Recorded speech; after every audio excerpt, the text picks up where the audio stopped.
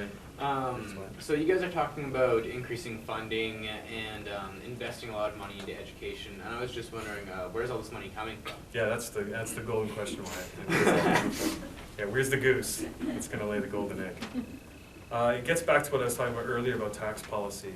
I mean, I'll be able to, if you guys ask me to talk about this a week from now, or 2 weeks, or about a week or so from now, I could say a lot more, because our final sort of pieces of the platform are going to be released, including a real understanding of costing. But what I can tell you is that we're looking at a large transfer of funds, of wealth, and wealth that's been held by a small number of people in our society and who have done really well. And we're saying to them, you're going to have to pay more. You're going to have to contribute more for the success that you've had, which we've all provided for those that have done well. It's not like anyone's self-made wealthy.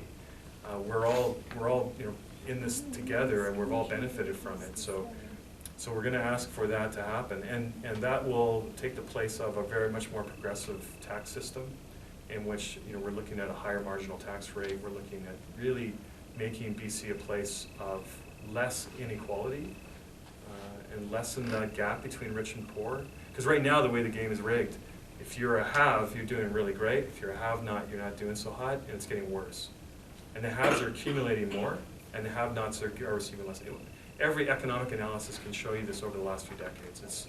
It's blatantly in front of us, but to deal with it and to say the best way we can deal with this is actually education is probably the number one way to do this transfer, this challenge of inequality, and to create the kind of conditions where you're able to activate all the resources in the community, including the human resources that we all have and bring to it, all our skills, all our abilities. And there's so much untapped when you have tuition out of control, and not the inability to even consider going to school for a lot of people now. Or if you go to school, you're going to be loaded up with debt at the end. You don't even know you're going to have a job when you graduate with this debt. It's risky. And that's not the way to encourage the kind of economic growth and human potential that we have in our society. So that's where the money's going to come from. It's going to come from those who have done well. Now, you have to be, again, it gets back to what we talked about with minimum wage. There's a balancing act here.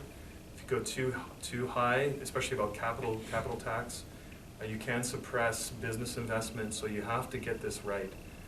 But that's really where we're talking about a huge investment, because the numbers we're offering for education investment are large. It's a substantial reinvestment into education. The other problem is we're doing catch-up, because it hasn't happened. I mean, it's been incremental. I mean, since and I know I'm not supposed to say too many negative things about the previous government or the other parties. What I will say is education has been chronically underfunded. I mean, chronically underfunded. There's no question. For the type of changes that we're facing together as a society and how much more we need to be responsive, we're just not set up well for it. And we've got schools, just even the physical nature of our schools need a massive reinvestment, let alone the human resources, all of us as recipients of education, as people. So that's going to be a big challenge for us, is going to be having that wealth redistributed back in and lessening that equality gap.